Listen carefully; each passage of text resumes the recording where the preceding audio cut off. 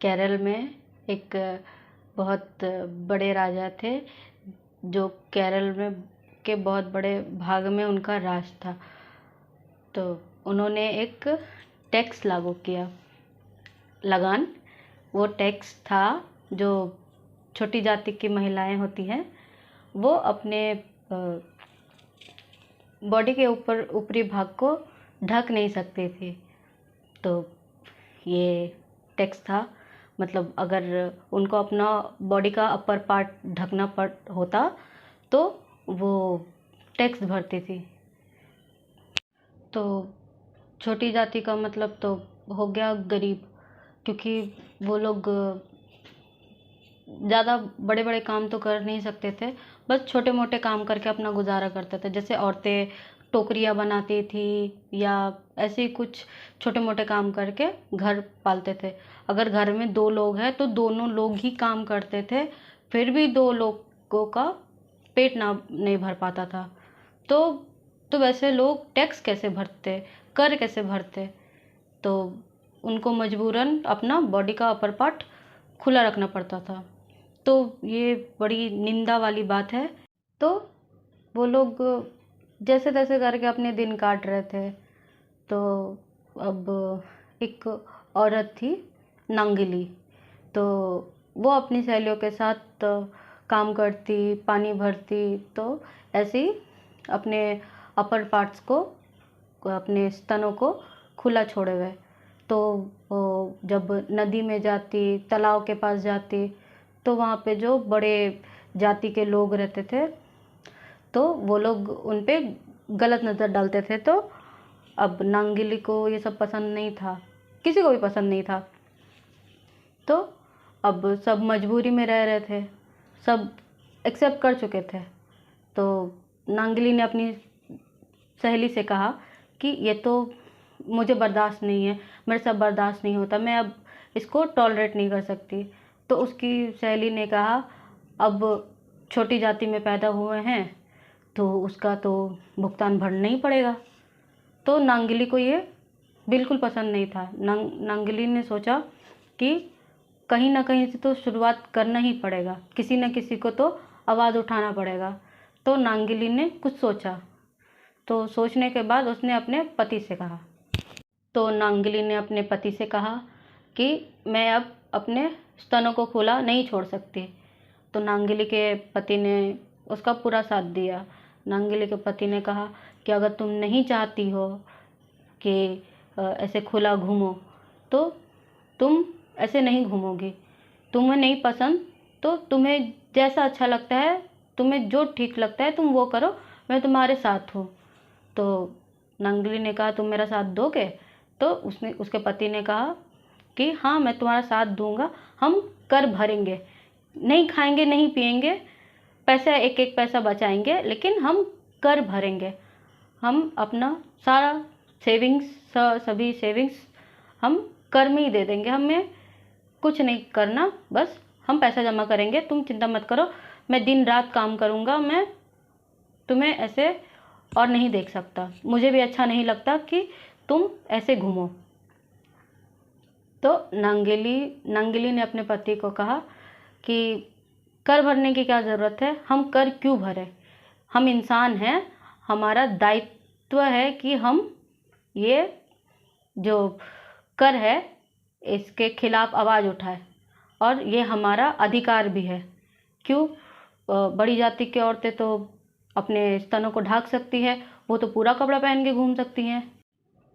नांगिली ने कहा कि हम बड़ी जाति की औरतों की तरह पूरा कपड़ा भी नहीं पहन सकते, ना घर में बैठ सकते हैं, क्योंकि हमें तो काम करना ही पड़ेगा। अगर हम काम नहीं करें तो हमारा पेट कैसे भरेगा? तो जब हम काम ही नहीं करेंगे, हम घर पे बैठे रहेंगे, तो ऐसे तो नहीं चल सकता। तो उस दिन से नांगिली ने डिसाइड कर लिया कि वो अब फुल कपड़ा पहनेगी, पूरा कपड़ा पहनेगी, अपने पूरे शरीर को ढकेगी। तो उसके बाद नांगिली पूरा कपड़ा पहनने लगी। दूसरे दिन से वो नदी जाती तो पूरा कपड़ा पहन के जाती, काम में जाती, घर पे बैठ के काम करती तो पूरा कपड़ा पहन के ही काम करती। तो आसपास के लोगों ने देखा तो सब हैरान हो गए, ये नांगिली क्या कर रही है। तो जब आसपास के लोगों को पता चला तो धीरे धीरे करके बड़ी जाति के लोगों को भी पता चला। तो वो लोग, पहले उन लोगों ने नांगिली से पूछा, बड़ी जाति के जो आदमी थे उन्होंने नांगिली से पूछा कि ये क्या कर रही है, ये तो तेरा अधिकार नहीं है, तूने कर भरना है, तुझे कर भरना है। तो नांगिली कहती है कि मैं कर भर दूँगी, उसकी चिंता तुम मत करो, वो मैं कर लूँगी। तो फिर वो लोग शॉक हो गए कि ये कैसे भर सकती है कर, ये तो 2 टाइम का खाना जुगाड़ नहीं कर सकती, तो ये कर कैसे भरेगी भला।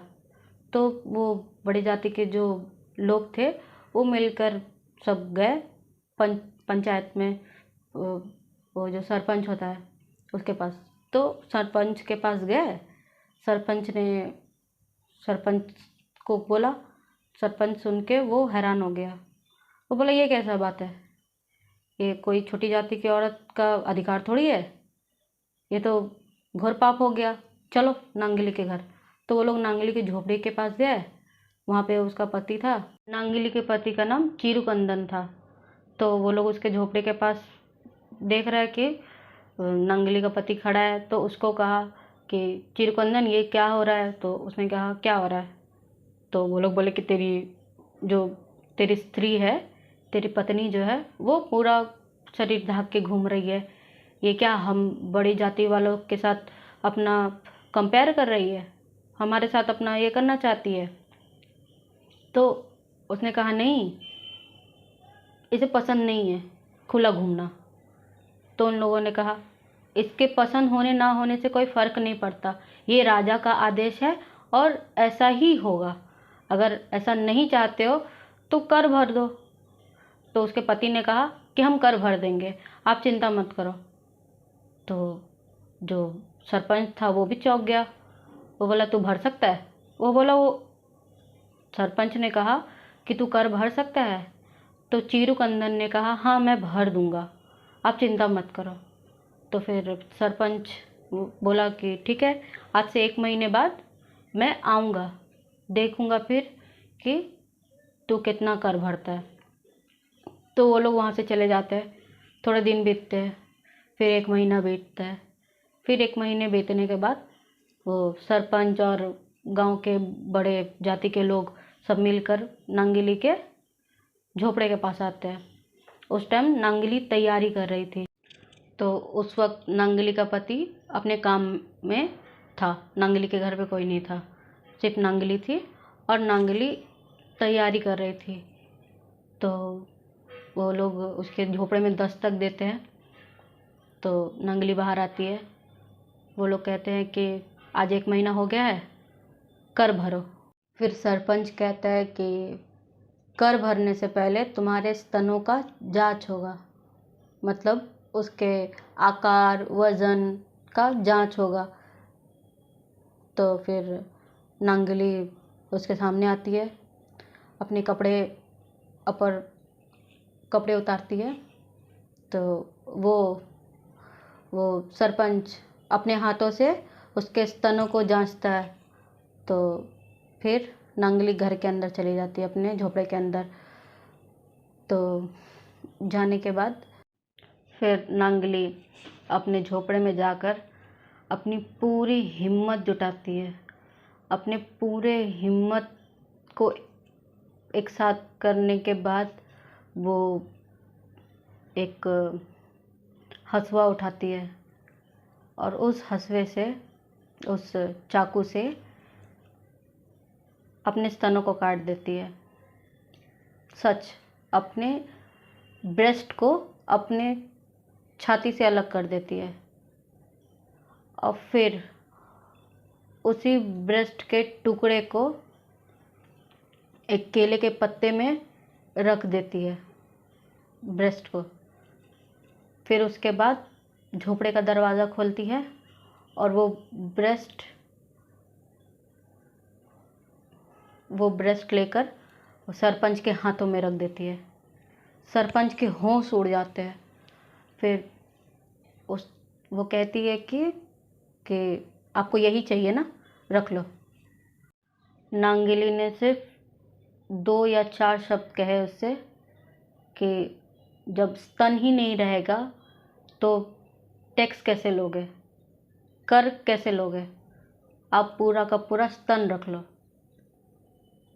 ये नांगली के आखिरी वर्ड थे।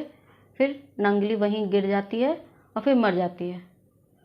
तो सरपंच और बाकी जो ऊंची जाति के लोग थे वो लोग तुरंत वहाँ से रफू चक्कर हो जाते हैं।